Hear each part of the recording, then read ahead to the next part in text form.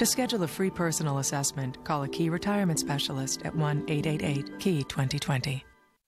Look in my eyes. Tell me what you see. He has a power. I know certain things, see certain things. A power to see the past. You couldn't know? To predict the future. Believe me, I know. And to pass his gift to another. All you gotta do is find the Queen of Hearts. Tell me what you see. This one here. Anthony Hopkins. Hearts in Atlantis. Rated PG-13. Sneak preview September 15th. Starts September 28th. Driving is a big responsibility, one that deserves your full attention. But a distracted driver is a factor in 1 out of every 4 automobile collisions. Anyway, so I had that dream again. Maybe we should watch the race. Don't let food, friends, or a phone call endanger your life. Stay focused and stay alive. Learn to avoid driving's most dangerous distractions from this book. It's free from Shell. Count on Shell. We were in the islands, exploring the only volcano in the world you can bike from top to bottom. It was a place we found on Travelocity. We experienced what it was like to spend a day in the clouds. Great trips stay with you forever. On Travelocity, we'll show you a calendar of choices for the price you want. Because a great fare isn't great if it's not available when you are.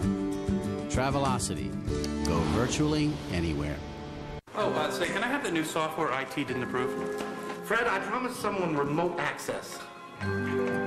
What is remote access? At CDW, we understand what it can be like in IT. That's why we have top-name brands in stock, so you get the solutions you need when you need them. Like the entire family of HP network storage products, from single tape drives to automated libraries, with the reliability you expect from HP. Fred, here is another request that can't be done in time. HP and CDW, computing solutions built for business. So if you're a Washington Wizards fan, or heck, if you're an NBA fan, you're probably having a heart attack this morning hearing that Michael Jordan is expected to return to the courts. We're going to go to Washington, D.C. to WTTG reporter Audrey Barnes, who's been hearing it from the street. What are you hearing, Audrey? Well, Carol, reporters from various media outlets stopped Michael Jordan outside his Chicago restaurant last night, and he all but confirmed that he did indeed plan to return to the basketball court wearing a Washington Wizards uniform. He says he'll make an official announcement sometime in the middle of next week. Now, for the last 5 months, Michael has been putting himself to a very physical test. He's been scrimmaging with the likes of Penny Hardaway, Juwan Howard. He says there's a little bit of tendonitis in his right knee, but other than that, he is ready to go. And Michael says if he does return to basketball, it is because of the love of the game, not his ego, and certainly not for money. Now, the NBA is holding league meetings in Orlando on September 20th, and Michael Jordan is expected to announce his intentions before that. If he should return to basketball, the Wizards say they are prepared for a flurry of last-minute ticket purchases. Also, plans are already in the works to televise as many Wizards games as possible. Reporting live from the MCI Center, Carol, back to you. Yeah, you can bet on that, Audrey. Thanks so much. Audrey Barnes standing outside the MCI Center, where they're expecting Michael might be playing soon. Michael could be taking the floor over there, no doubt about that. All right, from a basketball legend now to a real American hero. Millions of people visit the U.S. Capitol each year, some standing in line for hours waiting to get inside. And now a multi-million-dollar visitor center expansion project is underway to make the Capitol more visitor-friendly. Former Senator John Glenn is a spokesman for the project, and he's in Washington and joins us now. Good morning, sir. Great to have you. Good morning. Glad to be with you.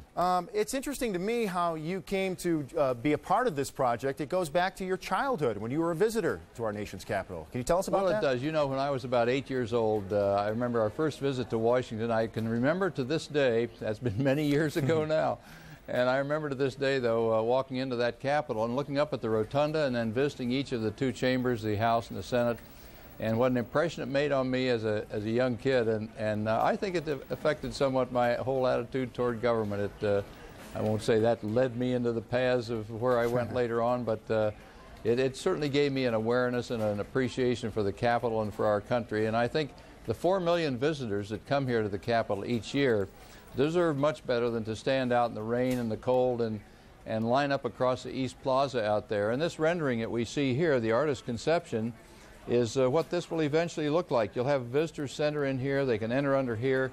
There will be movies and artifacts and things like that that will be available. It'll be three things really: educational, number one, for the kids coming in there, and inspirational. And I don't underrate that. I think that's a very important part of this whole thing. And number three, it provides far better security, so we don't have some of these incidents like we had where some of the policemen got killed here a few years ago. Right, and there certainly are safety issues involved, and I know that there's not only long lines and long waiting and heat for many elderly people, but can you talk about the safety issues as well? Well, the safety issues are a very important one because this will give a more controlled flow than just having people milling around out here on the East Plaza that we have here right now. There'll be entryways in here that you can go into the Capitol, into the House or the Senate chamber over here. And also another factor, you know, we're a focal point of the whole world. The Capitol building is a symbol of our democracy. We have many foreign visitors come here from all over the world, and most of them want to visit the Capitol. This is a far more impressive and far better way, I think, of taking care of all the visitors, foreign and our own people here as well. Senator Glenn, how much money is needed for this project, and where will this money come from? Well, Congress appropriated $100 million. The whole thing is estimated to cost about $265 million. There have been about 35 pledged from corporations so far. We hope to raise $100 million from the rest of that $100 million from private sources, and that's what this drive is all about. We hope everybody can participate in this. It's everybody should. You know, there's a precedent for this also. I might have preferred myself to see a Congress just appropriate the money and do it. But we have a history. For instance, just a few years ago when they wanted to refurbish the statue on top of the Capitol, that was all done with private funds. So there is some precedent for this. Senator Glenn, do you feel that Washington, D.C. is the tourist attraction, or maybe the tourist mecca, that it should be? Well, no. Well, I think it is probably the biggest single tourist attraction in this country. Every family, you know, we have polls that show that I think it's like 3/4 of the people want to take their family to Washington, want their kids to experience coming to this capital city, this leadership city for the whole world, literally. And so in a way, we're just responding to what the people of this country already want. I'd like to see more visitors to Washington also, not just from a money standpoint of tourists and business, but for the appreciation of what we have here, the Capitol, Arlington, the monuments, Washington Monument, Lincoln Memorial, things like that I think are very, very impressive and give people a feel of their part, their participation in this country when they have a chance to come here and visit. Well, sir, before we go, I would be remiss if I didn't ask you about your 1998 space mission. And can you tell us what was learned from that mission in terms of aging experiments at that time and since? Yeah, some of the things are still being looked at from that. What I was up there to see was, you know, when the younger people go up there, they have certain things happen to their bodies. Osteoporosis sets in. The body's immune system changes, become less resistant to disease and infection. Protein replacement in the muscles changes. Now, those are the same things that happen to the elderly to a large extent right here on Earth. So the idea was to compare my reactions to going into space again with the younger people, with the objective of seeing if we can't find out what turns these systems on and off in the human body. And we're making strides in that area too, and the idea being not only to permit longer-term space flight, but also to take away some of the frailties of old age right here on Earth.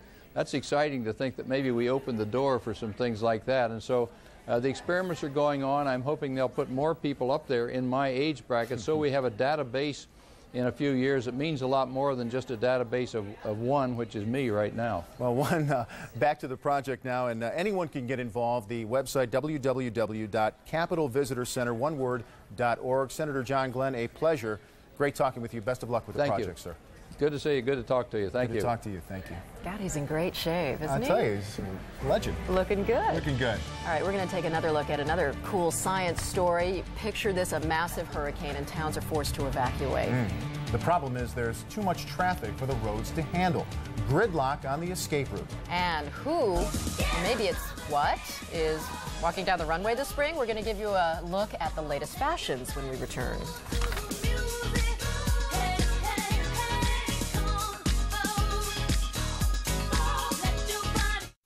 From case court to gavel, join Greta Van Susteren and Roger Cossack for Burden of Proof. Today, 12:30 Eastern on CNN.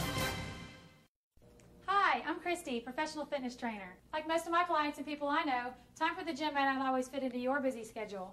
So when it comes to working trouble areas like your abdominals, we could all use a little extra help.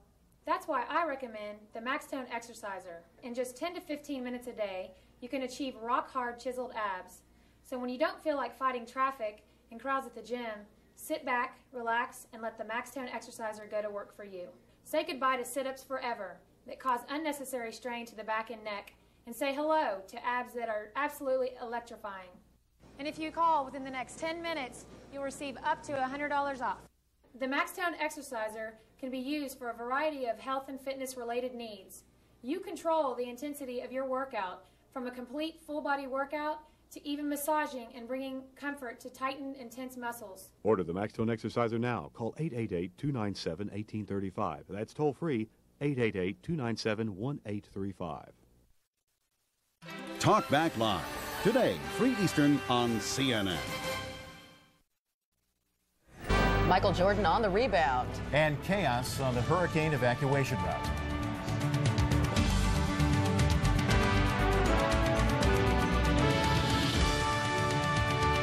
Welcome back. I'm Carol Lynn. And I'm Vince Giulini, and much ahead in this next half hour, we're going to talk about hurricanes. It's the big hurricane season starting up, and running away from that storm may not be the best idea, especially when thousands of folks are running away at the same time. That could be a huge problem. We'll have that. Yeah, we've seen that before. Also, we are back in New York's Bryant Park on the runway. It's Fashion Week there, and the business of fashion is coming up. But the Michael Jordan story, we continue to follow this. Michael's comeback. His iron will is not an issue, but some wonder whether Michael Jordan, at 38 years old, can get in shape for the rigors of the National Basketball Association and a comeback with the Washington Wizards. Now, the betting is that he can do this, and he, of course, will. Details from John Giannone of CNN Sports Illustrated in Chicago. For most of his 1,109 regular season and playoff games, Michael Jordan defied the laws of physics and physicality, a once-in-a-lifetime specimen who turned the NBA into a night at the Improv.